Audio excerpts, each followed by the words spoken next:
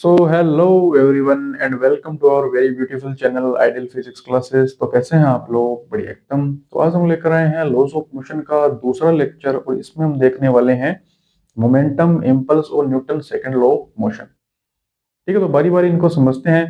पहले मैं इन सारी चीजों को एक्सप्लेन करूंगा, उसके बाद मैं आपको लिखवा दूंगा, आप अपने नोट्स बना देना। तो ठीक है, हर वीडियो में ऐसा ही होता है, पहले मैं आपको समझाता हूँ फिर लिखवा देता हूँ। ठीक है, तो पहले समझ लो। पहले देखो मोमेंटम क्या होता है। मोमेंटम हिंदी में कहते हैं संवेग। मोमेंटम बेसिकली मास और वेलोसिटी का मल्टीप्लिकेशन होता है।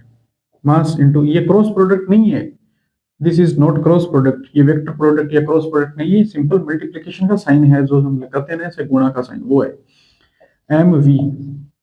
वी क्या होता है? वेक्टर क्वांटिटी होता है। मोमेंटम जो है वो भी एक वेक्टर क्वांटिटी होता है। मास क्या होता है? स्केलर क्वांटिटी होता है। पी का मात्रक क्या होगा? यूनिट क्या होगी?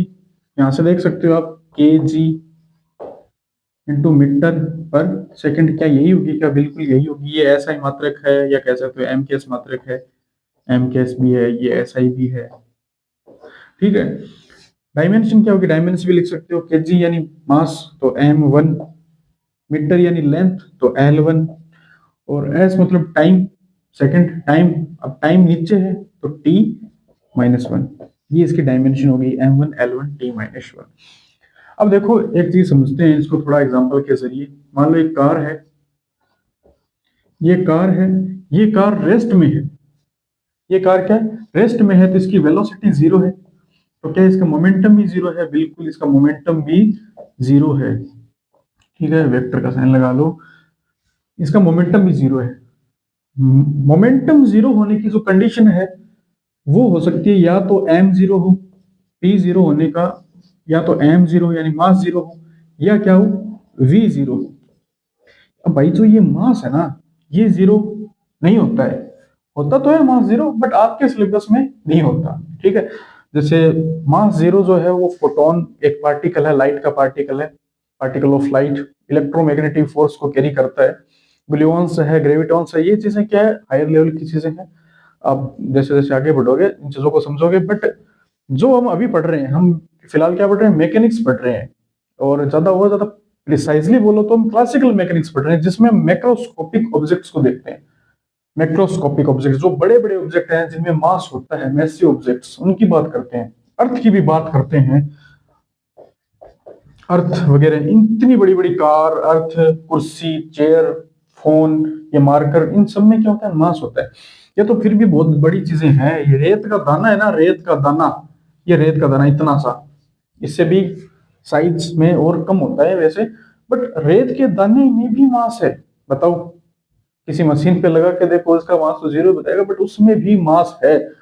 अच्छा, ये तो फिर भी बहुत बड़ा है। रेत का कण जो है, रेत का दाना जो है, वो भी बहुत ज्यादा बड़ा है। रेत का दाना या ब्रह्मांड की जितनी भी चीजें हैं वो किनसे मिलकर बनी होती है? एटम से, है ना? ये तो चीज तो पड़ी होगी, एटम, परमाणु, इनसे मिलकर बनी होती है।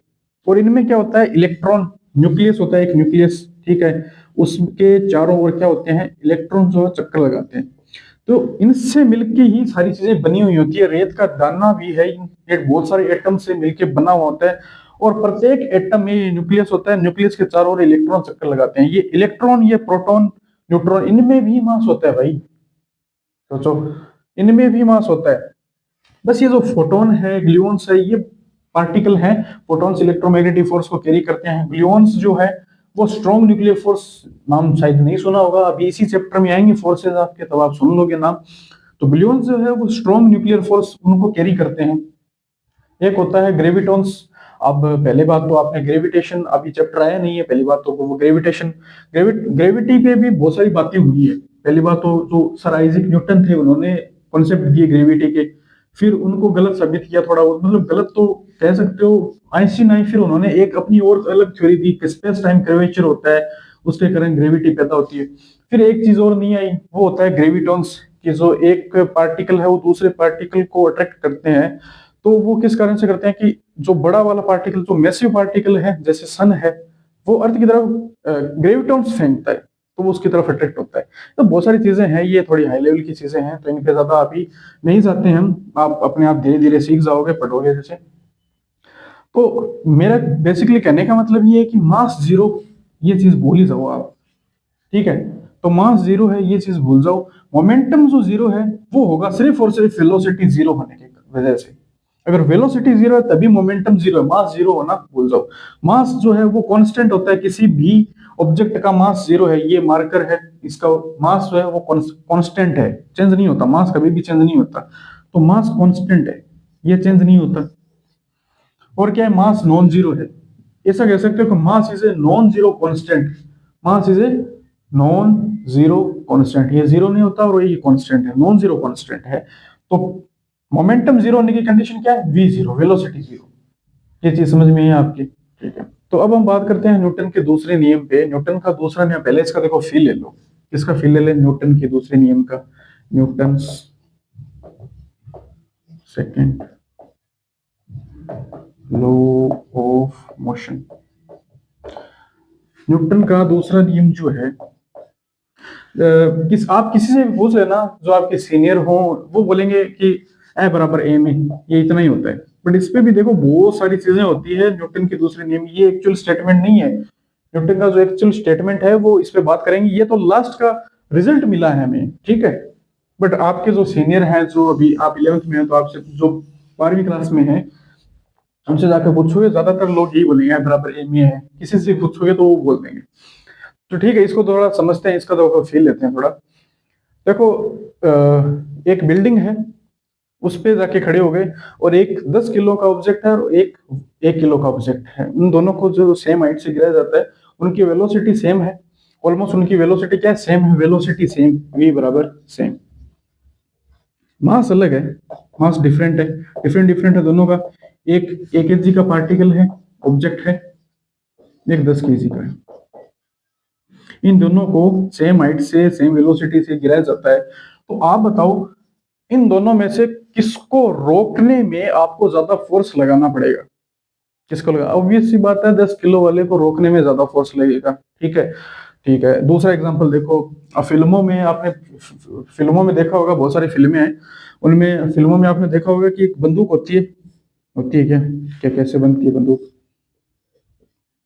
ठीक है, इस प्रकार से बंदूक होती है, यहाँ पे बटन होता है, ट्रिगर, तो यहाँ से ये बंदूक निकलती है, सॉरी बुलेट, बुलेट निकलती है। ये जो बुलेट है, इसका मास जो है वो बहुत कम होता है, मास बहुत कम, मतलब लगभग 5 ग्राम मान लो, लगभग 5-6 ग्राम का ही होता है, 5-6 ग्राम के लगभग मास होता है। बट इसकी वेलोसिटी जो है वो बहुत ज्यादा होती है, लगभग 1000 किलोमीटर प्रति घंटा मान लो आप, 1000 किलोमीटर प्रति घंटा, लगभग कहो तो मीटर पर सेकंड बोलो तो 400 मीटर पर सेकंड कह सकते हो, इतनी हाई वेलोसिटी होती है। बताओ इसको रोकने में कितना फोर्स लगेगा। ठीक है, पता ही है आपको, फिल्मों में देखा होगा, जैसे ही बंदूक चलती है सेट, आदमी खत्म, है ना। तो इसको रोकने में बड़ा ही फोर्स लगाना पड़ेगा। मास देखो 5 ग्राम, आप किसी भी 5 ग्राम की चीज को उठा के ऐसे मारो, उसको रोकने में ऐसे हम ऐसे हाथ से हट ऐसे कर देंगे, 5 ग्राम की चीज है, बट इसकी वेलोसिटी बहुत ज्यादा होने के कारण, इतनी हाई वेलोसिटी होने के कारण, तो पता नहीं क्या से क्या हो जाता है, आपको तो पता ही, ये फिल्मों में देखा होगा, आपने ये चीज देखी होगी। तो मेरे कहने का मतलब है, जो चीज मैटर कर रही है वो मोमेंटम मैटर कर रहा है। आपको लगेगा मास मैटर कर रहा है, यहाँ पे आपको लगेगा कि मास मैटर कर रहा है। मास मैटर करता तो फिर यहाँ पे क्या हो रहा है भाई, 5 ग्राम, है ना, मास मैटर नहीं कर रहा है। अब आपको लगेगा कि, अब इस एग्जांपल में देखते हो तो लगेगा कि वेलोसिटी मैटर कर रही है। तो वेलोसिटी, अब देखो वेलोसिटी वाला एग्जांपल देता हूँ, हथौड़ा लो आप, एक हथौड़े से ऐसे किसी भी चीज पे कोई भी ऑब्जेक्ट लो जो हल्का सा हो, नॉर्मल, उसको अगर हल्के से भी मारोगे ना, फ्री फॉल में मोशन करा दो ऐसे, ऐसे मान लो ये हथौड़ा है, हथौड़े को ऐसे भी ऐसे करके देखो, बस इतना सा ही, फिर भी ऐसा लगेगा कि यार बड़ा हानिकारक चीज हुई है ऐसे, मतलब वो उस चीज को तोड़ देगा, हो सकता है, ठीक है, उसको हानि पहुंचा देगा कुछ ना कुछ। तो कितनी सी, बस इतना सा छोड़ा है इसको, फिर भी क्यों, क्योंकि उसका मास ज्यादा है, वेलोसिटी कम है। अब वेलोसिटी, अब आपको यहाँ से इस बुलेट वाले एग्जांपल में देखने से लगेगा कि वेलोसिटी मैटर कर रही है, बट वेलोसिटी मैटर नहीं कर रही है। हथौड़े वाले एग्जांपल में कहाँ मैटर कर रही है वेलोसिटी, तो क्या मास मैटर कर रहा है, मास कहाँ मैटर कर रहा है, मास 5 ग्राम, इस एग्जांपल में देखते हैं तो मास मैटर नहीं कर रहा है, हथौड़े वाले एग्जांपल में देखते हैं तो वेलोसिटी मैटर नहीं कर रही। जो एक्चुअल में वो चीज मैटर करती है वो मास और वेलोसिटी मैटर नहीं करती, इन दोनों का मल्टीप्लीकेशन मैटर करता है, एम वी, जिसको बोलते हैं मोमेंटम। ठीक है, ये चीज मैटर करती है। तो मोमेंटम में जितना चेंज किया जाएगा, जितना ज्यादा मोमेंटम में चेंज उतना ज्यादा फोर्स, ये चीज क्या समझ में आई, उतना ज्यादा फोर्स अप्लाई करना पड़ेगा। देखो एग्जांपल से इस चीज को समझाता हूँ। मोमेंटम में जितना ज्यादा चेंज हो रहा है, मान लो एक 10 किलो की वस्तु है, इन दोनों की जो वेलोसिटी है वो सेम है, मान लो 2 मीटर पर सेकंड मान लो, ठीक है, 2 मीटर पर सेकंड, इन दोनों की वेलोसिटी जो है वो सेम है, 2 मीटर पर सेकंड मान लो। बताओ 1 kg की वस्तु है, एक 10 kg की वस्तु है, किसको रोकने में ज्यादा फोर्स लगेगा? 10 kg वाली वस्तु को। वेलोसिटी सेम है, मास दोनों का अलग अलग है, मोमेंटम किसका ज्यादा है? इसका ज्यादा है ना। देखो P बराबर एम वी होता है, वेलोसिटी तो सेम है, तो मोमेंटम अब किस चीज पे डिपेंड कर रहा है? मास पे डिपेंड कर रहा है। जिसका मास ज्यादा, सिर्फ इसी एग्जांपल है क्योंकि वेलोसिटी तो सेम है, जिसका मास ज्यादा उसका मोमेंटम ज्यादा। अब मैं इसको यहाँ पे इसको रोक रहा हूं मतलब वेलोसिटी जीरो कर रहा हूं, वेलोसिटी जीरो कर रहा हूं मतलब मोमेंटम में जीरो कर रहा हूं। उसका कुछ मोमेंटम रहा होगा 10 दूनी 20, 20 kg मीटर पर सेकंड, और इसका रहा होगा 1 kg मीटर पर सेकंड, ये इसके मोमेंटम है। ठीक है, तो सॉरी दो, हाँ एम वी 2 kg मीटर पर, यहाँ मैं इनको जीरो कर रहा हूँ, यहाँ पे इसका मोमेंटम है, इसका मोमेंटम यहाँ में इसको जीरो कर रहा हूँ। मोमेंटम में चेंज किसका ज्यादा है? चेंज इन मोमेंटम किसका ज्यादा है? यहाँ पे डेल्टा पी निकालो, 20 माइनस 0 तो 20 आ गया। तो चेंज इन मोमेंटम यहाँ कितना है? यहाँ पे इसमें 20, यहाँ पे कितना है? कितना है भाई? 2 माइनस 0 तो 2। चेंज इन मोमेंटम किसका ज्यादा है? इसका ज्यादा है। तो चेंज इन मोमेंटम जिसका ज्यादा होगा उस पे फोर्स ज्यादा लगेगा। कह सकते हो एफ डायरेक्टली प्रोपोर्शनल है चेंज इन मोमेंटम की। क्या ये चीज समझ में आई? मोमेंटम में जितना चेंज होगा, चेंज इन मोमेंटम जितना ज्यादा होगा, फोर्स भी उतना ज्यादा अप्लाई करना पड़ेगा। देखो एक चीज और देखो, आपने क्रिकेट खेला होगा, नहीं खेला तो देखा जरूर होगा। उसमें क्या होता है कि क्रिकेट का जो खिलाड़ी है वो जब बॉल आती है वो कैच पकड़ता है ऐसे, तो अपने हाथ वो पीछे कर लेता है। आप खुद करके देख लो, जब आप किसी चीज को ऐसे ऊपर की ओर फेंकते हो, जब आप उसको कैच करते हो ऐसे, तो आपके हाथ जो है वो नीचे की ओर ऐसे, आप अपने हाथों को नीचे की ओर धकेलते हो। क्यों करते हो ऐसा? मोमेंटम में जो चेंज हो रहा है उसका टाइम बढ़ाते हो। क्या होता है? इससे फोर्स कम लगता है। जी समझ में आई? नहीं समझ में आई होगी, चलो वापस बताते हैं। जैसे ही बॉल आती है, मान लो बॉल आई आई आई ये, अब जैसे ही बॉल आई मैंने अपने हाथों को ऐसे यहाँ पे ही रोक लिया, इसको बॉल को क्या करा यहाँ पे। आप खुद ये एक्सपेरिमेंट करके देखना, किसी भी ऑब्जेक्ट को या बॉल ही ले लेना, ज्यादा नुकसान नहीं होगा, या फिर कोई ऐसी शार्प चीज ले लोगे तो आपके हाथों में चुभ सकती है वो, तो बॉल से करके देख लेना। तो जो बॉल आती है उसको जब आप कैच करते हो ऐसे, आप अपने हाथों को पीछे मत ले जाना, आपके हाथ अपने आप पीछे जाएंगे। ये चीजें प्राकृतिक हैं। ठीक है, इंसान का जो माइंड होता है वो स्मार्ट होता है, जो समझ लेता है कि कहाँ अपना कम नुकसान हो रहा है, वहीं पे ज्यादा वो चीज अप्लाई होती है। तो जैसे ही वो अपने हाथ को वहां पे ऐसे रखेगा, आपके हाथ अपने आप पीछे जाएंगे, क्योंकि वो अपने हाथों का नुकसान कम से कम करवाना चाहता है ना, इसलिए उसके हाथ अपने आप पीछे जाएंगे। आप अपने हाथों को देखना, अपने आप पीछे जाएंगे। फोर्स जितना कम हो उतना अच्छा, हाथों का ज्यादा नुकसान हो, अपने चोट ना लग जाए कहीं। तो आप ध्यान से फोर्स जो बॉल है उसको यहीं पे रोकना, यहीं पे रोकने की कोशिश करोगे, आपको पता लग जाएगा फोर्स ज्यादा लग रहा है। ठीक है, क्यों? क्योंकि जो टाइम है वो मिला ही नहीं, जो चेंज इन मोमेंटम है, मोमेंटम में चेंज हो, उसका बॉल का कुछ ना कुछ मोमेंटम रहा होगा, और फिर आपने सडनली क्या किया, इसको जीरो किया।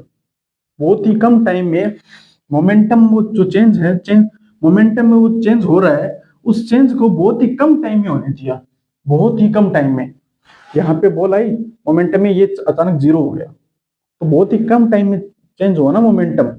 मोमेंटम में चेंज बहुत ही कम टाइम में हुआ, तो इस टाइम को क्या कर रहे हैं, बढ़ा रहे हैं ऐसे हाथों के पीछे ऐसे ऐसे ऐसे। जब हम हाथों को ऐसे, क्योंकि वो थोड़ा थोड़ा क्या आती है, बॉल जैसे ही आती है, ऐसे बॉल आई और अपने हाथों पे ऐसे लगी, तो धीरे धीरे हम क्या करते हैं, इसको बॉल को थोड़ा थोड़ा अपने हाथों से ऐसे, थोड़ी थोड़ी लगती है बॉल ऐसे, थोड़ी थोड़ी ऐसे लगते लगते लगते उसका मोमेंटम क्या होता है, अचानक जीरो नहीं होता। मोमेंटम में जो चेंज हो रहा है उसका टाइम बढ़ा दिया जाता है। मोमेंटम में जैसे हम टाइम बढ़ाते हैं, जैसे हम टाइम बढ़ाते हैं फोर्स कम हो जाता है, टाइम बढ़ा तो फोर्स घटा। क्या चीज समझ में आई?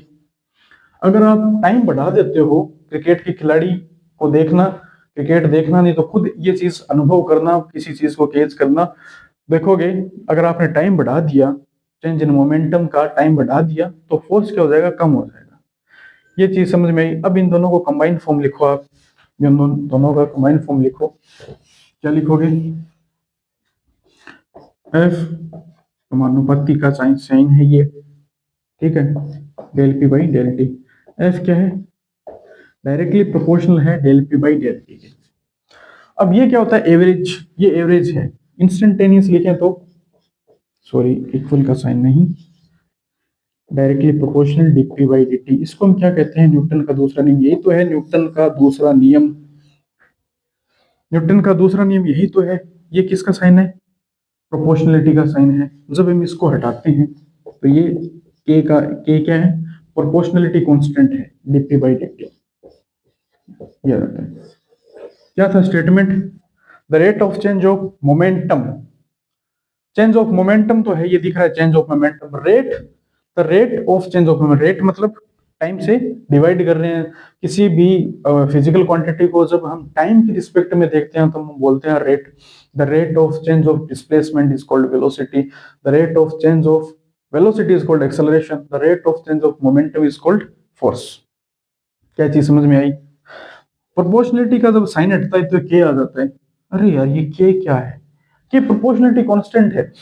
देखो आपने बहुत सारी जगह ऐसे देखा होगा, जब भी जब भी ये प्रोपोर्शनलिटी का साइन हटता है तब कोई ना कोई कांस्टेंट आके टपक पड़ता है। क्यों आता है भाई ये कांस्टेंट? चलो इसको समझो। एफ बराबर के D P by D T. अच्छा इससे पहले ये चीज और देख लो कि भाई इस चीज में क्या खराबी थी भैया। ये चीज कोई खराब थोड़ी थी। क्या ये चीज एक्सपायर हो गई? नहीं, इस चीज में खराबी ये थी कि हम इंस्टेंटेनियस फॉर्म क्यों लेते हैं। ये एवरेज है, ये इंस्टेंटेनियस फॉर्म। इंस्टेंटेनियस फॉर्म इसीलिए लिया जाता है, किसी भी हम चीज को देख लो आप, किसी भी क्वांटिटी को आप देखोगे तो वो इंस्टेंटेनियस फॉर्म में लिखी हुई मिलती है आपको। क्यों मिलती है? क्योंकि जो इंस्टेंटेनियस फॉर्म है वो एक्यूरेसी होता है उसमें। इंस्टेंटेनियस क्या होता है? एक्यूरेट होता है, वो एग्जैक्ट चीज बताता है। आपने एवरेज और इंस्टेंटेनियस का कॉन्सेप्ट मैंने आपको, मैं पहले ही बता चुका हूं आपको, motion in straight line 02 lecture, जिसमें हमने वेलोसिटी, साइड स्पीड और वेलोसिटी का चैप्टर जिसमें हमने बात की थी, उसमें मैंने एवरेज और वेलोसिटी, सॉरी जो एवरेज और इंस्टेंटेनियस का कॉन्सेप्ट है मैंने आपको क्लियर कर दिया था। तब हमारे पास बहुत सारे डेटा गिवन होते हैं, जैसे 20, 30, 40, 50, 60, 70 जितने भी दिए होते हैं, हम उनका एवरेज निकालते हैं। अब कोई जरूर, अब हमारे पास एक सिंगल वैल्यू निकल के आ जाए, मतलब 50 निकल गए, अब कोई जरूरत थोड़ी है कि ये हर टाइम, हर एक पर्टिकुलर इंस्टेंट पे या हर एक पर्टिकुलर पॉइंट पे यही वैल्यू है। कोई जरूरी तो नहीं ना, सब पॉइंट पे अलग अलग वैल्यू है, हमने एवरेज निकाला, एक सिंगल वैल्यू निकाली है। इंस्टेंटेनियस क्या करता है? हर एक पॉइंट, हर एक पर्टिकुलर इंस्टेंट पे वो चीज बताता है, एग्जैक्ट बताता है, एक्यूरेसी बहुत ज्यादा है। तो उस एक्यूरेसी के कारण क्या होता है, हम इंस्टेंटेनियस फॉर्म प्रीफर करते हैं। ठीक है, तो अब ये के भाई हर जहां भी देखो प्रोपोर्शनलिटी का साइन हटा, इक्वल का साइन जब जब भी आता है तो कोई ना कोई कांस्टेंट आके टपक पड़ता है। कोई सी आ गया, कभी के आ गया, तो कुछ ना कुछ आ जाता है। तो ये क्यों आता है? देखो हमें क्या होता है कि कोई चीज, जैसे हमें अभी अभी हमने देखा कि एफ समानुपाती डीपी बाई डी, यानी डीपी बाई डी बढ़ रहा है तो एफ भी बढ़ रहा है, डीपी बाई डी अगर घट रहा है तो एफ भी घट रहा है। ये चीज समझ में आती है हमें, ये चीज तो हमें समझ में आ गई कि अगर डीपी बाई डी बढ़ा तो एफ बढ़ जाएगा, डीपी बाई डी घटा तो एफ भी घट जाएगा। बट किस फैक्टर से, ये हमें नहीं पता। देखो मैंने आपको ग्राफ समझाए थे ना, ग्राफ कौन से ग्राफ? ये VT graph, S T graph, eighty graph, motion in straight line में हमने इन ग्राफों पे बातें की थी। तब ये चीजें मैंने आपको समझाई थी, एक बार और समझ लो। मान लो यहाँ पे मैंने वाई एक्सिस पे एफ लिया और एक्स एक्सिस पे डीपी बाई डी। मान लो एग्जांपल के लिए एफ बराबर डीपी बाई डी है, डीपी बाई डी। तो ये ग्राफ कैसा है? एकदम स्ट्रेट, यहां से ये से, यहां से भी 45 डिग्री होगा और यहां से भी 45 डिग्री होगा। ठीक है, क्योंकि एफ बराबर डीपी बाई डी। इसका क्या मतलब हुआ? इसको एक बार छोड़ो, इसका इसका मतलब देखो, ये भी एक बार मिटाओ। मान लो यहाँ पे 1 2 3 4, 1 2 3 4, यहाँ पे भी ऐसे बना लो 1 2 3 और 4। ठीक है, आप अगर ग्राफ पे बना के देखोगे तो ज्यादा सही आएगा, ज्यादा एक्यूरेट आएगा। हम ऐसे रफली बना के मैं सबसे समझा रहा हूँ। डीपी बाई डी की मान लो वैल्यू 1 है, तो एफ की वैल्यू भी कितनी आएगी? 1, है ना। डीपी बाई डी की वैल्यू 2 है, तो एफ की वैल्यू क्या आएगी? 2। 3 पे 3, 4 पे 4, ये चीज समझ में आई? तो ये ग्राफ कुछ इस प्रकार एकदम सीधी लाइन प्राप्त होगा आपको। मान लो डीपी बाई डी इस प्रकार डिपेंड कर रहा है, मान लो यहाँ पे 2 है, तो जैसे ही डीपी बाई डी की वैल्यू 1 होगी, DP by D 1 2 3 4, 1 2 3 4, DP by D की वैल्यू 1, ठीक है 1, तो एफ की वैल्यू 2 हो जाएगी। जैसे डीपी बाई डी की वैल्यू 2 होगी, एफ की वैल्यू 4 हो जाएगी। यहाँ पे डीपी बाई डी है ना, डीपी बाई डी, अब डीपी बाई डी की वैल्यू 2, एफ की वैल्यू 4, डीपी बाई डी की वैल्यू 1, तो एफ की वैल्यू 2। तो ग्राफ कैसा बनेगा? ऐसा बनेगा। क्या बढ़ गई भाई? इसकी स्लोप क्या हो गई? बढ़ गई, है ना, स्लोप बढ़ रही है। ये पहले ऐसे था, फिर ऐसे हो गया। तो बस ये चीज बताता है। अब मान लो यहाँ पे 2 नहीं होते, 0.5 होता तो भी आप समझ रहे हो। अब 0.5 होता तो मतलब अगर यहाँ पे 0.5 एक करो, देखो 0.5 ये 1, और यहाँ पे 1.5, और यहाँ पे ये 2, यहाँ पे भी ये 0.5 1, 1.5 2, फिर आगे और करें 2.5 3, ठीक है। 0.5 डीपी बाई डी की वैल्यू 1, डीपी बाई डी की वैल्यू 1, तो एफ की वैल्यू 0.5। ये देखो डीपी बाई डी की वैल्यू तो हमने 1 ली, इसकी वैल्यू तो 1 है, और एफ की वैल्यू कितनी है? 0.5 मिली। किस प्रकार डिपेंड कर रहा है, ये चीज पता चल रही है ना आपको। डीपी बाई डी की वैल्यू हमने 2 ली, तो एफ की वैल्यू 1 हो गई। हिट ग्राफ ऐसा प्राप्त हो गया। स्लोप क्या होगी? पहले हमने यहाँ पे 2 रखा था, स्लोप इंक्रीज हुई। अब स्लोप क्या होगी? डिक्रीज होगी, स्लोप कम हो गई ना। स्लोप समझ रहे हो ना, स्लोप क्या होती है? ढाल, ठीक है, कितना ऊंचा है नीचा है, ये सब चीजें। सिंपल मतलब ये, इसकी स्लोप क्या होगी? डिक्रीज होगी, स्लोप कम हो गई। तो बस ये के जो है ये यही है, किस फैक्टर से इंक्रीज हो रहा है, किस फैक्टर से डिक्रीज हो रहा है, ये चीज बताता है बस की। इसके अलावा और कुछ नहीं है। हमें ये तो पता है कि एफ बढ़ रहा है, डीपी बाई डी भी बढ़ेगा, मतलब ठीक है, डीपी बाई डी घट रहा है तो एफ भी घटेगा, ये चीज तो हमें पता चल गई। बट किस फैक्टर से बढ़ेगा, ये चीज हमने इन ग्राफ से समझाई, मैंने आपको पता चली। तो बस ये के इसीलिए आता है, ये कांस्टेंट इसीलिए आते हैं, एफ बराबर के डीपी बाई डी, ये चीज हम प्राप्त कर चुके थे। आपने बहुत सारी बुक्स में देखा होगा, आपके जो अध्यापक हैं वो भी बहुत सारे ज्यादातर जो अध्यापक है वो बताते हैं के बराबर 1 ले लो, सही बताते हैं, उन्होंने कुछ गलत नहीं बताया। बट इसके पीछे कारण क्या है ये, तो के की वैल्यू जो है आप 1 से लेके 2 3 4 कितनी भी ले सकते हो, कितनी भी ज्यादा गिनती होती है, कोई सा भी वैल्यू ले सकते हो। तो के बराबर 1 ही हमने क्यों चूज किया, ये कभी माइंड में आपके क्वेश्चन आया होगा? अगर आया है तो बहुत अच्छी बात है, क्वेश्चन आने चाहिए।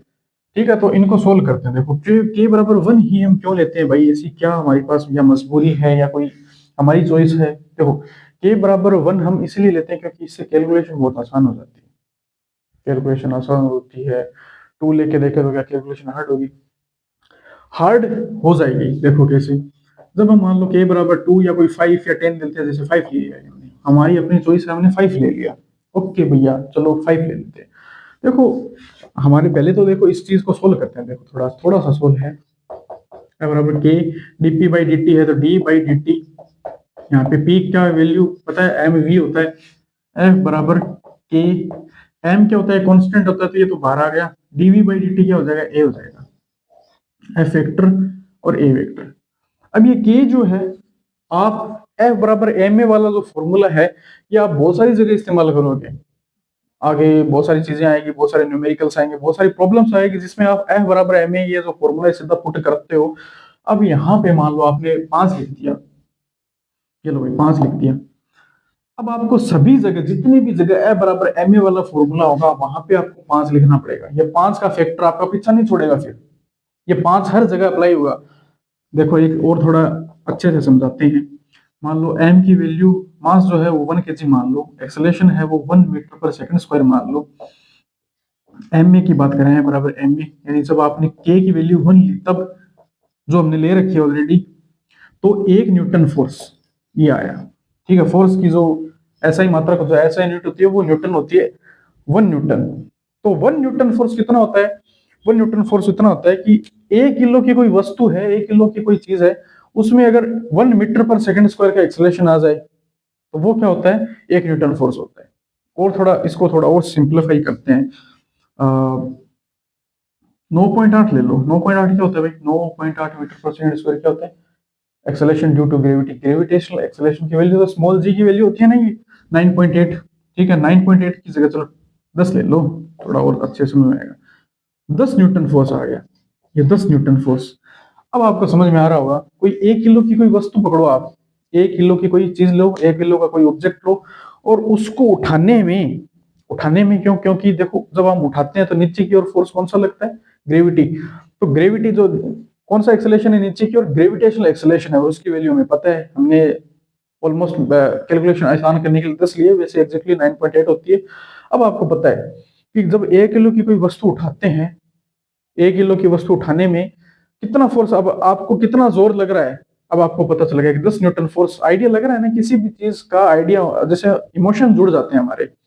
10 न्यूटन। अब आपको कैसे पता कि 1 किलो कितना होता है? आपने उठाया, फिर हमने बोला कि देखो इतना होता है 1 किलो, तब आपको पता चला अच्छा इतने बार को हम 1 किलो बोलते हैं।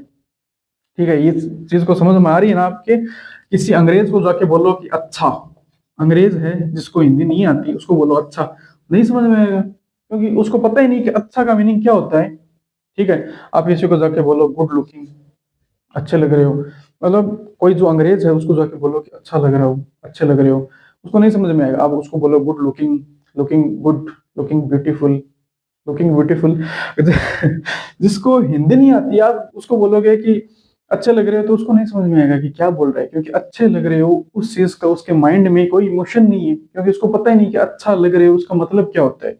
आप जैसे बोलते हो लुकिंग गुड, या बोलते हो लुकिंग ब्यूटीफुल, जो भी बोलते हो, तो लुकिंग गुड बोलते हो तो उसको समझ में आ जाएगा। अच्छा लुकिंग गुड, उसके दिमाग में जब आपको कोई बोलता है अच्छे लग रहे हो, मान लो कोई जिसको अंग्रेजी नहीं आती, जिसको इंग्लिश नहीं आती, उसको जाके आप बोल दो कि लुकिंग गुड, उसको नहीं समझ में आएगा।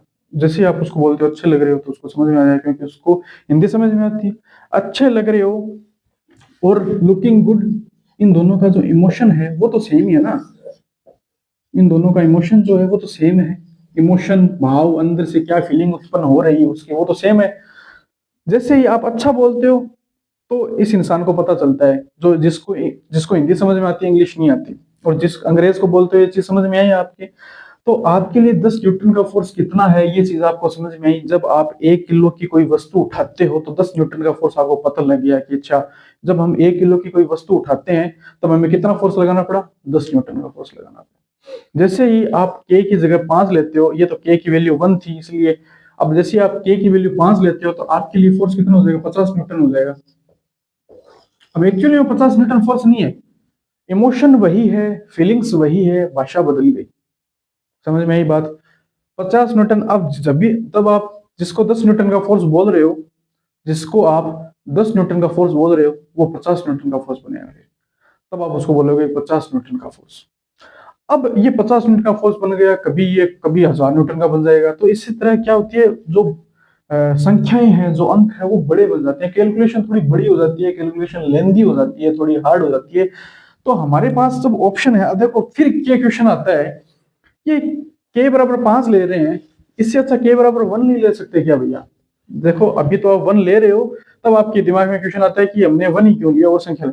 जब हम के बराबर 5 या 10 लेते हैं तब आपके दिमाग में आएगा कि क्यों भाई 5 ही क्यों ले रहे हैं, या और ज्यादा बड़ा नंबर ले लें, 10 ही क्यों ले रहे हैं। तो इसके पीछे कोई रीजन नहीं है, कोई भी रीजन है ही नहीं, कोई कॉन्सेप्ट नहीं है फिजिक्स का, ऐसे कोई कोई भी कॉन्सेप्ट नहीं है किसी भी, फिजिक्स का, केमिस्ट्री का, गणित का, कोई सा भी कॉन्सेप्ट नहीं है, कोई रीजन नहीं है, एकदम बकवास चीज है कि के बराबर 10 क्यों ली। कोई कोई जरूरत नहीं, अपनी मर्जी से ले ली। दुनिया जिसको 10 न्यूटन का फोर्स बोलेगी उसको आप 50 न्यूटन का फोर्स बोलेगा। ठीक है, आप आपके अनुसार वो 50 न्यूटन का होगा। दुनिया जिसको रमेश समझती है, आपके लिए वो सुरेश होगा।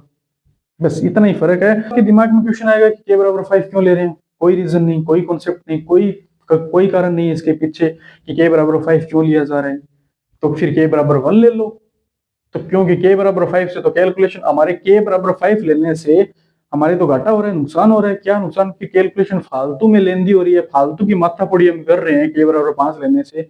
तो फालतू की माथापड़ी क्यों कर रहे हैं भाई, कुछ ना कुछ अगर रीजन होता है इसके पीछे कि k = 5 या k = 10 के पीछे कुछ ना कुछ रीजन होता, कोई कॉन्सेप्ट होता, तब तो चलो देखें। कोई रीजन नहीं है, जब हमारे पास अच्छा और बेहतरीन ऑप्शन है k = 1 लेने का, जिससे हमारी कैलकुलेशन आसान हो जाएगी, तुम k = 5 क्यों लेके फालतू की कैलकुलेशन लेंदी कर रहे हैं, क्यों फालतू की माथापड़ी कर रहे हैं। ये चीज समझ में आई, k = 1 इसीलिए लिया जाता है। अब बहुत सारे लोग ऐसे बोल देते हैं कि k = 1 जो है वो एक्सपेरिमेंट से प्राप्त हुआ। अबे कोई एक्सपेरिमेंट नहीं होता इसका, ठीक है। इस चीज का कोई एक्सपेरिमेंट है ही नहीं हमारे ब्रह्मांड में, हमारे अस्तित्व में इसका कोई एक्सपेरिमेंट एग्जिस्ट ही नहीं करता, ठीक है। इसके लिए क्या एक्सपेरिमेंट, तो बहुत सारे अध्यापक बोल देते हैं कि k = 1 हमें एक्सपेरिमेंट से लिए मिला। एक्सपेरिमेंट है ही नहीं, एग्जिस्ट नहीं करता इसका एक्सपेरिमेंट। मोमेंटम की जो डायरेक्शन है वो हमेशा v की जो डायरेक्शन होती है उसी के अलोंग होती है। जिस तरफ वेलोसिटी होती है उसी तरफ मोमेंटम होता है। तो चेंज इन मोमेंटम की डायरेक्शन क्या होगी, dp या कह दो डेल p, उसकी डायरेक्शन क्या होगी, जो चेंज इन वेलोसिटी की डायरेक्शन होगी। जो चेंज इन वेलोसिटी की डायरेक्शन होगी वही चेंज इन मोमेंटम की डायरेक्शन होगी। हाँ ठीक है ठीक है ठीक है, एम डी वी, ये चीज समझ में आई। अरे भैया ये सुना सुना सा लग रहा है कि चेंज इन वेलोसिटी की डायरेक्शन एक्सेलरेशन की डायरेक्शन होती है। हाँ ठीक है, तो जिस तरफ चेंज इन वेलोसिटी की डायरेक्शन है उसी तरफ चेंज इन मोमेंटम की डायरेक्शन होगी, उसी तरफ एक्सेलरेशन की डायरेक्शन होगी, उसी तरफ फोर्स की डायरेक्शन होगी। बहुत सारी चीजें बता दी। जिस तरफ चेंज इन वेलोसिटी की डायरेक्शन उसी तरफ चेंज इन मोमेंटम की डायरेक्शन, उसी तरफ एक्सेलरेशन की डायरेक्शन, उसी तरफ फोर्स की डायरेक्शन। इजी सी चीज है, ठीक है। अब देखो कुछ इंपॉर्टेंट चीजें about the second law, Newton second law of motion.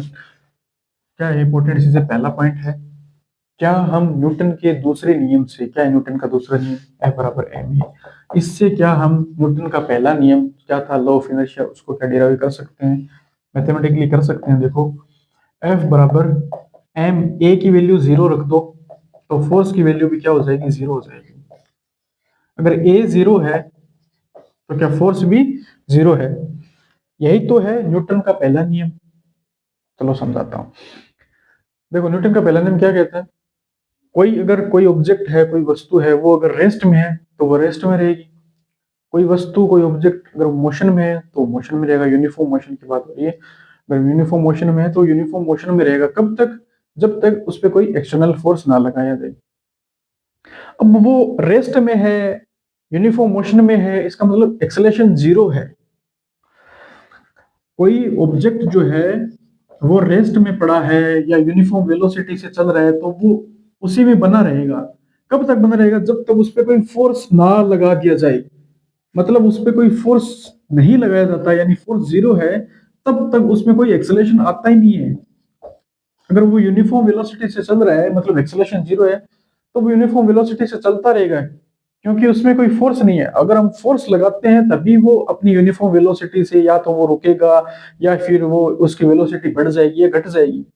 मतलब उसमें एक्सेलरेशन कब आएगा, जब एफ उस पर अप्लाई किया जाएगा, जब उस पर फोर्स अप्लाई किया जाएगा। वो रेस्ट में रहेगा, मतलब एक्सेलरेशन जीरो ही रहेगा। कब तक रहेगा, जब तक उस पर कोई फोर्स अप्लाई ना किया जाए। वो मोशन में है, यूनिफॉर्म वेलोसिटी से चल रहा है, यूनिफॉर्म मोशन कर रहा है, तब तक रहेगा जब तक उस पर कोई फोर्स ना लगा दिया जाए।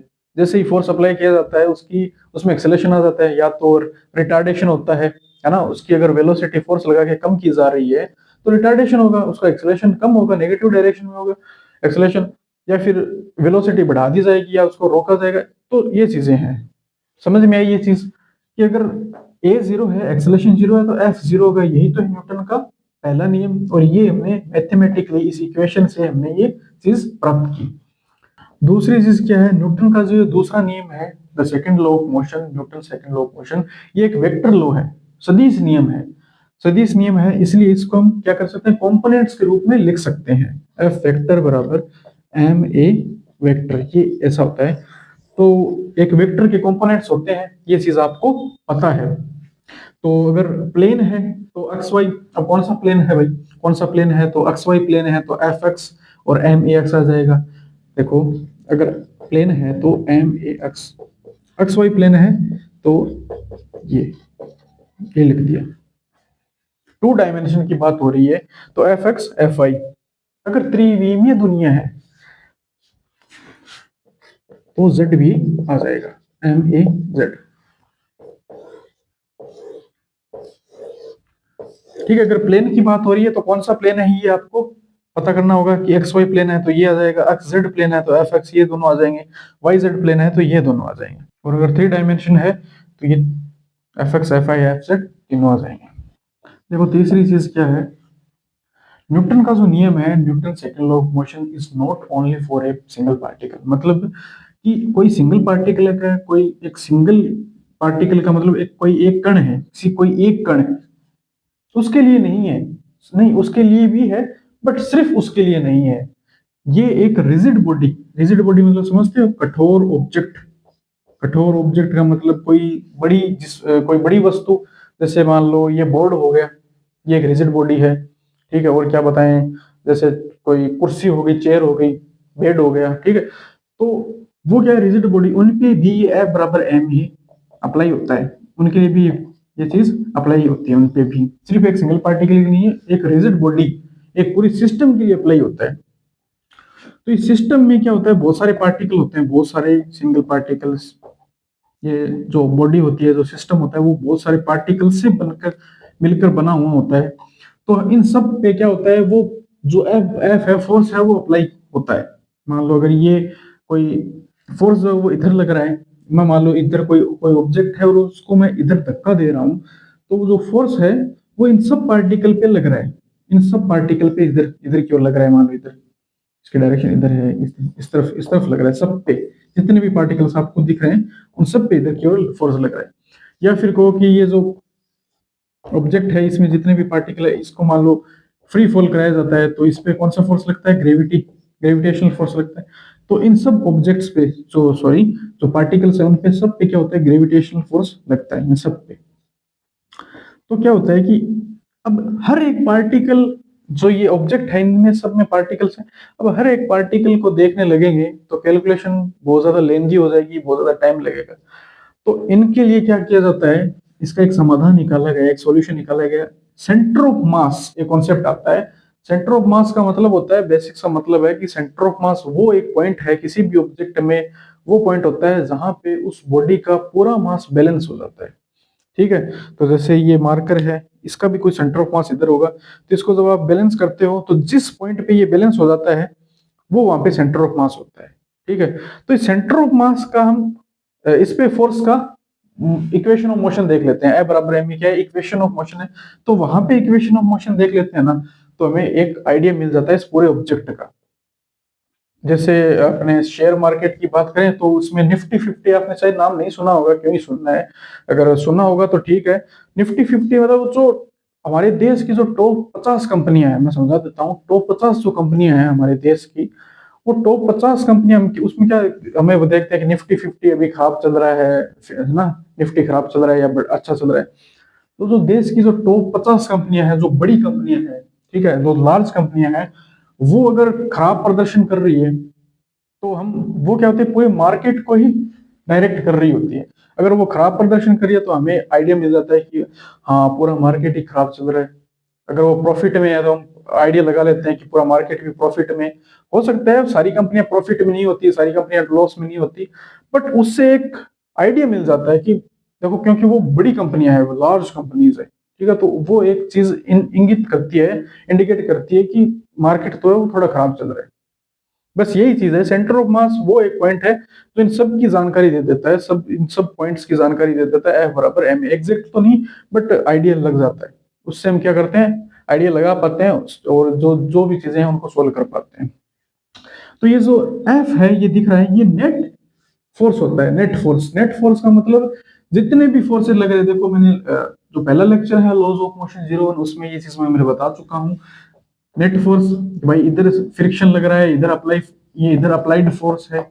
अप्लाइड फोर्स मतलब इस तरह हम फोर्स अप्लाई कर रहे हैं और किसी वस्तु को ऐसे खिसका रहे हैं तो इस तरह फ्रिक्शन फोर्स लगता है जिसको रोक रहा है वो, है ना। यहाँ पे कांटेक्ट लगता है तो यहाँ पे कांटेक्ट फोर्स होता है, नॉर्मल फोर्स लगता है, इधर mg लग रहा है। तो जितने भी फोर्सेस हैं मौजूद है किसी भी एक ऑब्जेक्ट पे, जितने भी फोर्सेस लग रहे हैं उन फोर्सेस का सम, उन फोर्सेस का सम वो क्या होता है, नेट फोर्स, उसको बोलते हैं नेट फोर्स। तो ये F जो है वो नेट फोर्स होता है। एक्सटर्नल फोर्स भी होता है, नेट एक्सटर्नल फोर्स या नेट फोर्स होता है, तो इसको बोला जाता है नेट फोर्स। ये एक्सेलरेशन क्या होता है, ये भी नेट एक्सेलरेशन ही होता है, जितनी भी एक्सेलरेशन मौजूद है तो उनका पूरा का सम वो नेट एक्सेलरेशन। तो ये हो गया तीसरा पॉइंट। 4 नंबर पॉइंट देखो, 4 नंबर पॉइंट ये कह रहा है कि जैसे ही फोर्स चेंज होता है इमीडिएटली तुरंत ए चेंज हो जाता है। एग्जांपल से समझो इस चीज को। मान लो कोई ट्रेन है और इस ट्रेन में कोई ऑब्जेक्ट रखा है, ठीक है। ट्रेन का एक्सेलरेशन इस तरफ मूव कर रही है, इसका एक्सेलरेशन है मान लो 10 metre per second square. 10 metre रहने दो क्योंकि अभी ग्रेविटी भी 10 में लेंगे। मान लो 15 मीटर पर सेकंड स्क्वायर, इसका एक्सेलरेशन है 15 मीटर पर सेकंड स्क्वायर। तो ये ऑब्जेक्ट भी इसके साथ 15 मीटर पर सेकंड स्क्वायर से एक्सेलरेट कर रहा है। जैसे ही आप इसको, इस ऑब्जेक्ट को बाहर फेंकते हो, इसे ट्रेन से बाहर जैसे ही फेंका तो तुरंत इसका एक्सेलरेशन क्या हो जाएगा। अब इस पे कोई और फोर्स काम नहीं कर रहा है, इस पे फोर्स काम कर रहा है ग्रेविटी, ग्रेविटेशनल फोर्स इस पे काम कर रहा है। तो जैसे ही ग्रेविटेशनल फोर्स लगा तो एक्सेलरेशन भी कौन सा होगा, ग्रेविटेशनल एक्सेलरेशन। तुरंत जैसे ही वो बाहर निकला ट्रेन से तुरंत ग्रेविटेशनल फोर्स लगेगा और तुरंत वो ग्रेविटेशनल एक्सेलरेशन लगेगा। ऐसा नहीं, प्रीवियस मोशन पे, प्रीवियस एक्सेलरेशन पे डिपेंड नहीं करता कि हाँ पहले तो ये जो ऑब्जेक्ट है वो 15 मीटर पर सेकंड स्क्वायर से चल रहा था इसलिए इसका इफेक्ट जो है वो बाद में भी दिखेगा, ग्रेविटेशनल फोर्स लग रहा है बट इसका इफेक्ट बाद में भी दिखेगा जो ट्रेन वाला एक्सेलरेशन जो पहले था। ऐसा नहीं होता, जैसे ही फोर्स चेंज हुआ एक्सेलरेशन तुरंत चेंज हो जाएगा। तो फिर जैसे ये बाहर निकला इस पे 9.8 मीटर पर सेकंड स्क्वायर लगेगा। अगर इजी कैलकुलेशन के लिए मानते हैं 10 मीटर पर सेकंड स्क्वायर, तो ये एक्सेलरेशन लगेगा 9.8 मीटर पर सेकंड स्क्वायर, ये एक्सेलरेशन लगेगा। इसका इफेक्ट बिल्कुल एकदम जीरो हो जाएगा, बिल्कुल नहीं लगेगा, इसका इफेक्ट खत्म हो जाएगा तुरंत प्रभाव से। ठीक है, तो बस यही है चौथा पॉइंट। देखो एक दूसरी चीज, इम्पल्स। इम्पल्स, आवेग, हिंदी में बोलते हैं आवेग। क्या होता है इम्पल्स? इम्पल्स कुछ नहीं होता, बस चेंज इन मोमेंटम होता है, बस हो गया। एफ को हम लिखते हैं डीपी बाई dt, ऐसा लिखते हैं।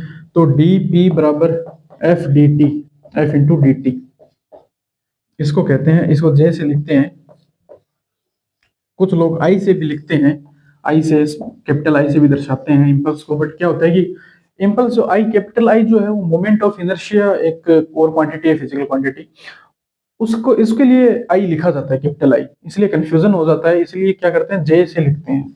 और ये एक वेक्टर क्वांटिटी है। क्या होता है एफ इंटू डी टी, बल गुणा समय अंतराल, ठीक है, और डीपी चेंज इन मोमेंटम। तो अब आप देख सकते हो, यानी जो डीपी, डीपी मतलब चेंज इन मोमेंटम, जो उसकी डायरेक्शन है किसके डायरेक्शन में होता है, चेंज इन वेलोसिटी, यानी ए की डायरेक्शन में, यानी एफ की डायरेक्शन में। तो ये सब चीजें जो है ये सेम डायरेक्शन में होती है, इनकी direction, direction same. F into D T, force क्या है, एक वेक्टर क्वांटिटी होता है ना फोर्स। डी टी ये तो समय है, समय एक स्केलर क्वांटिटी है। जे भी क्या होगा, इम्पल्स क्या होगा, एक वेक्टर क्वांटिटी है, डीपी वेक्टर। बस इतनी सी चीज है। Change in momentum, change in momentum आप निकालोगे, चेंज इन मोमेंटम को क्या बोला जाता है, इम्पल्स बोला जाता है। पहले मोमेंटम क्या था, बाद में मोमेंटम क्या हो गया, तो फाइनल माइनस इनिशियल मोमेंटम क्या होगा, इम्पल्स होगा। इसका मात्रक क्या होता है, यूनिट क्या होती है इसकी, एफ की यूनिट न्यूटन, टाइम तो second, Newton into second. Dimension भी लिख दो, न्यूटन को जैसे क्या लिखते हैं, न्यूटन केजी। एफ होता है ना एफ, तो एफ होता है एफ बराबर एम ए, एम की होगी KG metre per second square, KG metre per second square. देखो रट्टा मारने की कोई जरूरत नहीं है, डायमेंशन को कभी रट्टा मत मारना, रटने वाली कोई बात नहीं है। एफ बराबर एम ए होता है, एम मतलब केजी, ए मतलब मीटर पर सेकंड स्क्वायर। तो इसकी यूनिट, इसकी डायमेंशन होगी m1 l1 t-2, देखो ये मुझे याद थी बट मैं आपको समझाना चाह रहा हूँ। M1 L1 T-2। अब T एक सेकंड से या एक टाइम से गुणा और किया जा रहा है। ये न्यूटन हो गया, ये सेकंड हो गया, समझ रहे हो ना, ये न्यूटन सेकंड। T+1, ठीक है, तो ये -1 हो जाएगा। तो M1 L1 T-1। ये डायमेंशन कुछ जानी पहचानी सी लग रही है, किसकी भाई? अरे मोमेंटम की है। हाँ, तो क्योंकि चेंज इन, देखो चेंज इन मोमेंटम भी क्या होगा, मोमेंटम ही तो होगा भाई। 10 momentum -8 momentum, 2 momentum. Change in momentum भी तो मोमेंटम ही है, इसलिए जो मोमेंटम की डायमेंशन है वही क्या है, इसकी आवेग यानी इंपल्स की डायमेंशन है।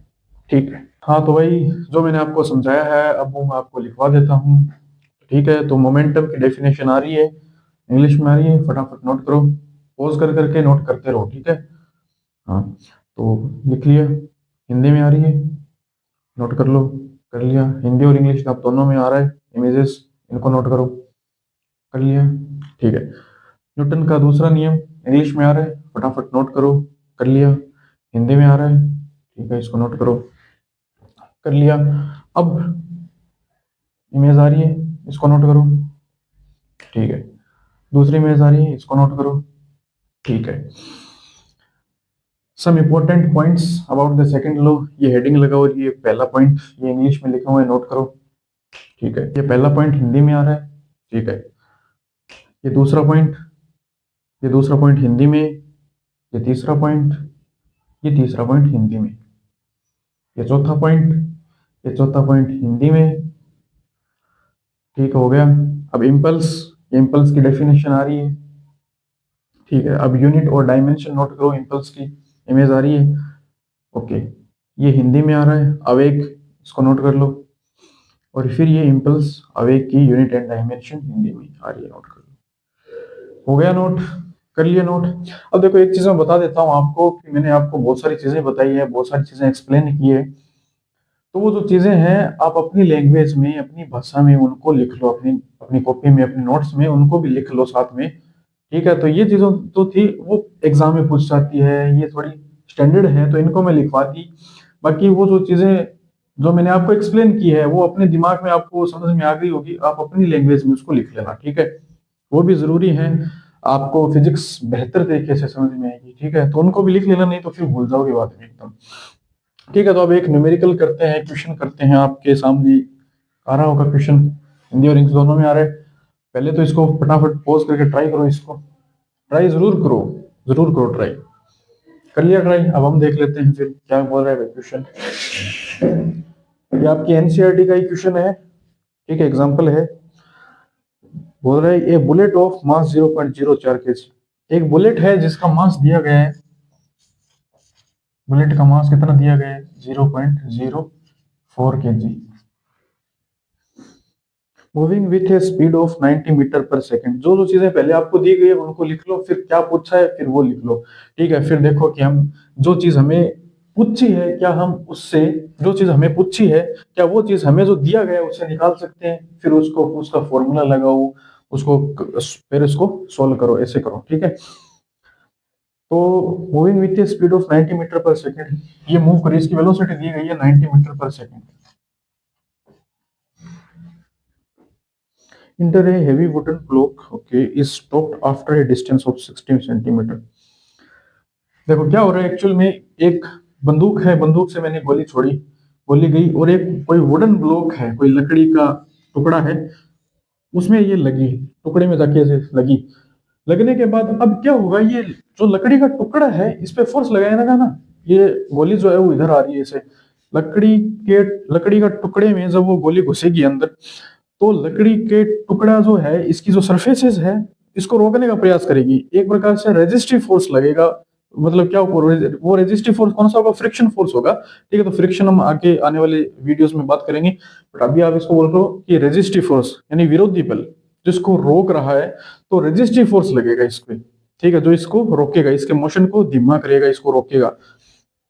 तो बस आपसे यही पूछा कि रेजिस्टिव फोर्स कितना है, तो ये बोल रहा है कि ये जो गोली है इसमें अंदर घुसने के बाद 60 सेंटीमीटर दूरी तय करती है, फिर उसके बाद रुक जाती है। तो आपको डिस्टेंस या कह लो डिस्प्लेसमेंट 60 सेंटीमीटर दिया है, 60 सेंटीमीटर है, इसलिए इसको मीटर में कन्वर्ट करो तो 60 गुणा 10 की पावर -2 सेंटी मतलब क्या होता है, सेंटी हो गया, वो सेंटी वाला नहीं, सेंटी मतलब होता है 10 की पावर -2 मीटर। ओके, फिर आगे बोला है what is the average resistive force. ठीक है, रेजिस्टिव फोर्स से पूछा आपसे, रेजिस्टिव फोर्स ठीक है, except by the block on the bullet. ये रेजिस्टिव फोर्स जो है किस तरफ लगेगा भाई, नेगेटिव डायरेक्शन में होगा, मतलब इस ये जो डायरेक्शन इसको मान लो पॉजिटिव डायरेक्शन है और ये जो है वो नेगेटिव डायरेक्शन है, क्योंकि ये फोर्स इस तरफ काम कर रहा है, ये बुलेट तो इधर आ रही है इधर, और ये जो रेजिस्टिव फोर्स है वो इधर लग रहा है, तो ये अपोजिट डायरेक्शन में है ना। और जिस तरफ फोर्स होता है उसी तरफ एक्सेलरेशन होता है, मतलब यहाँ पे क्या हो रहा है, रिटार्डेशन हो रहा है। एक्सेलरेशन जो है वो नेगेटिव डायरेक्शन में है, एक्सेलरेशन जो वो नेगेटिव डायरेक्शन है, मतलब रिटार्डेशन हो रहा है। ठीक है, एफ आर मतलब ये फॉर्मूला होता है ना, F net is equal to M ए।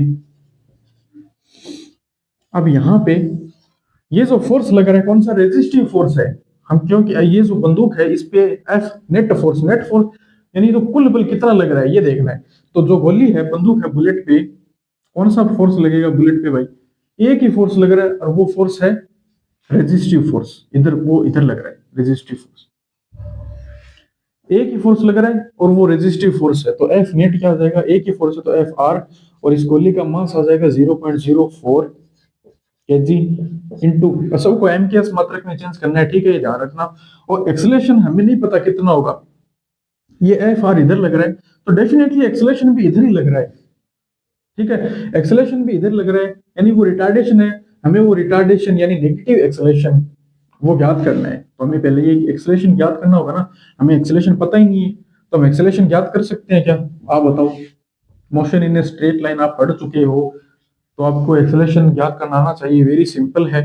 देखो हमको इनिशियल वेलोसिटी दी गई है, हमको बोल रखा है कि जो बुलेट है वो 90 मीटर पर सेकंड की स्पीड से चल रही है, और बाद में ये बोल रहा है कि वो रुक जाती है, रुक जाती है मतलब वेलोसिटी कितनी, 0, तो फाइनल वेलोसिटी 0, तो हमें फाइनल वेलोसिटी दी गई है, इनिशियल वेलोसिटी दी गई है, और क्या दिया गया है भाई, डिस्टेंस दी गई है, कितनी दी गई है डिस्टेंस, 60 इंटू 10 की पावर -2 मीटर। तो कौन सी इक्वेशन लगेगी आप जरा बताओ।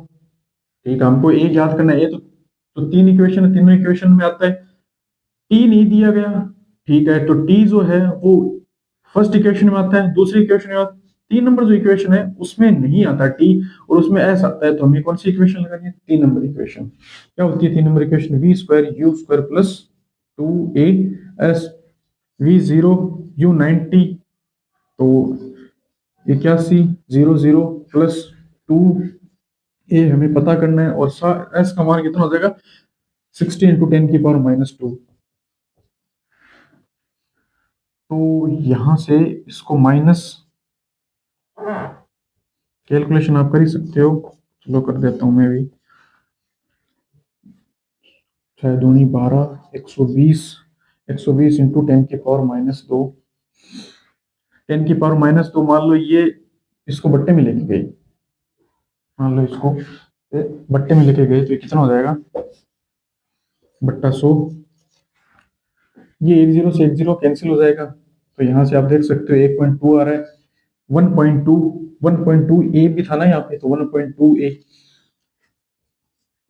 ए बराबर माइनस का 8100 बट्टा 1.2, मान लो ये पॉइंट यहाँ से हटेगा तो यहाँ 10 लग जाएगा, तो इसको हम क्या कह सकते हैं, 81 माइनस का, ठीक है माइनस है, रिटार्डेशन हो रहा है ना, तो माइनस का 81 इंटू 10 की पावर 3, माइनस का 81 इंटू 10 की पावर 3, नीचे 12, ये कट रहे हैं क्या, हाँ ये कट रहे हैं, 3 के पहाड़े से कट रहे हैं, 3 चौक 12 होते हैं, और 27 या 81 होते हैं, 27, इसको सोल्व करो, 4 27, ठीक है, 4 7 28 होता है, 4 6 24 होता है, तो 3 पॉइंट लगा, 4 7 28, 2 बचा 0, 4 5 20, 6.75 आ गया, ए बराबर 6.75